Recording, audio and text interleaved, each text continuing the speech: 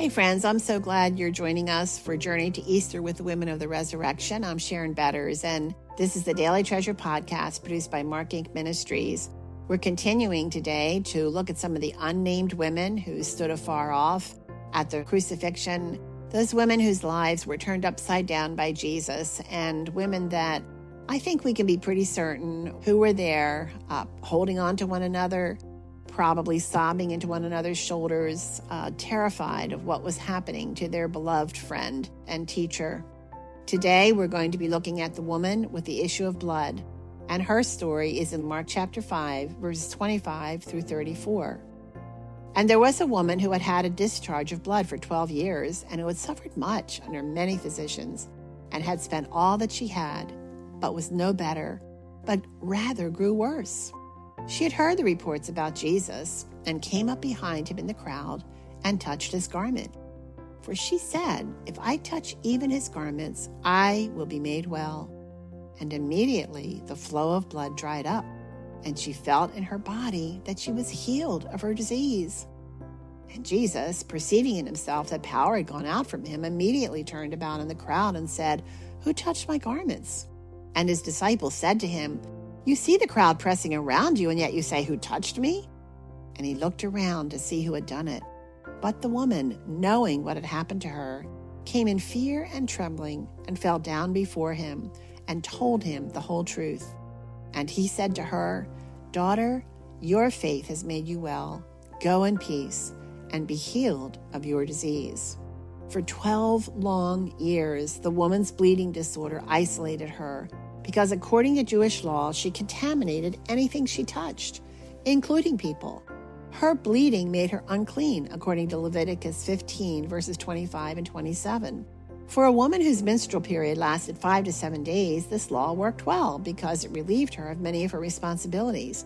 She didn't have to carry water from the well, cook, or serve meals for her family, or even have sexual intercourse. But what if the bleeding never stopped? Think of the isolation this woman experienced. She was not allowed to be in public unless she announced she was unclean. She lived for 12 years without feeling the warm embrace of her family. At first, she probably did not know the bleeding would never stop. So avoiding others and not touching the furniture, food, or clothing was difficult, but doable. No doubt, she did not feel well, and maybe she stayed isolated in a small room, expecting the bleeding to eventually end. How many times did she reach out to touch a loved one's hand, forgetting for an instant that they would have to bathe, change their clothes, and remain alone until the evening? At some point, she, along with those who loved her, realized this bleeding was more than a menstrual cycle. Months turned into years of keeping herself physically clean, repeatedly washing her clothes and linens by hand, by herself. Surely she sought help, including trying the 11 cures listed in the Talmud, but nothing worked. For 12 years, friends, she followed the law, protecting others from her uncleanness, but the isolation must have pressed her down. She must have stood on the sidelines of life, hearing laughter and joy in others. Oh, how she must have longed for her former life, when she too walked with friends early in the morning to pull up buckets of water from the well, catching up on the neighborhood gossip. She probably wondered when her friends stopped sympathizing with her in their conversations and started talking about how they needed to avoid her. She missed pounding out the bread dough, preparing meals, and sitting around the fire on cool nights, soaking up the beauty of the skies and just belonging. Oh, friends, I believe she missed community.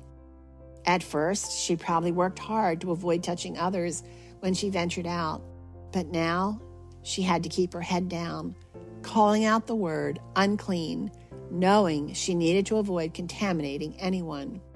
Warned, her neighbors would give her a wide berth. She felt purposeless. The return of joy had slipped away a long time ago. The stories about this prophet Jesus captured her imagination. A seed of hope started growing. Could he heal her too? But how could she get through the crowd where people surely knew she was unclean, and his disciples would never allow an unclean woman near their rabbi? Jesus lived in Capernaum at the time, and commotion surrounded him as he made his way to the house of Jairus, a leader in the synagogue, a father desperate for Jesus to heal his daughter. Following along on the fringes, she saw Jesus pause to listen to Jairus. This was her chance. Adrenaline suddenly surged through her body. She drew her shawl tighter around her face, took a deep breath, and heart pounding with fear and determination, pushed her way through the throng. Hope fueled her determination through the mass of people. She risked everything. The anger of the crowd could explode against her and drive her deeper into isolation if he did not heal her. But hope grew as she moved closer to Jesus.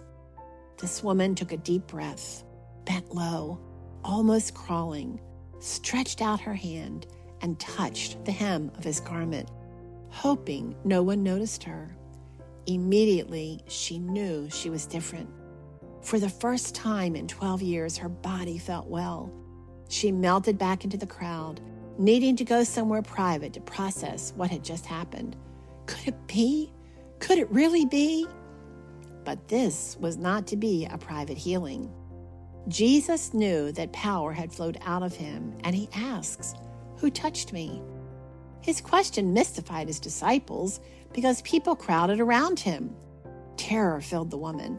Would he reprimand her for touching him and making him ritually impure? Would the crowd turn on her? Instead of running away, she fell before him, and in the presence of all the people, she told her story, including how touching the hem of his garment healed her, as we read in Luke 8:47. Rather than anger, Jesus responds tenderly, "Daughter, your faith has made you well. Go in peace and be healed of your disease." Mark 5, verses 25 through 34. The word for well can be interpreted in two ways. Your faith has made you well, or your faith has saved you. She experienced physical and spiritual healing. While others avoided her, Jesus calls her daughter. With these few words, Jesus makes it clear she belongs. She is safe with him, and her faith in him healed her. For all intents and purposes, this woman was dead to the world. She died a little more every day when healing did not come. Purpose and joy left her years before. Life was not worth living. Ironically, her story is sandwiched between the passages describing the healing of Jairus' daughter. Both women were, in essence, dead. One physically, the other emotionally. Jesus raised both to life. Is Psalm 103 verses 1 through 4 what they sang in response to experiencing such resurrection power? Bless the Lord, O my soul, and all that is within me. Bless his holy name. Bless the Lord, O my soul, and forget not all his benefits, who forgives all your iniquity, who heals all your diseases, who redeems your life from the pit, who crowns you with steadfast love and mercy. Most of us will not get through life without experiencing deep loss, and sometimes those losses put us on a downward spiral whose destination is total despair. It feels like a living hell. Sometimes we experience shame for our sin or insecurity because something about us causes others to deride or avoid contact. Jesus knows our sorrows. Sometimes we might conclude we don't measure up to God's standards. We don't understand Scripture the way others do. This story reminds me that God is not looking for healthy, wise, and smart people. He offers hope and healing to those some find contemptible. While we may not experience the physical healing on this earth, we can be free of the burden of sin that so easily besets us. We never hear about this woman again, but it's easy for me to believe she was one of the women who followed Jesus along with the other women who supported him and his disciples. It's even easier to believe she stood afar off from the cross with those women, determined to stay until his last breath. From a transformed life flows obedience, joy, and gratitude. May we too respond with joy to the grace that Jesus extends to us. And, oh Jesus, before we met you, we suffered from disease only you could heal. You drew us to yourself and gave us faith to believe your death on the cross and resurrection from the dead wipes out the deadly sin and covers us with your righteousness.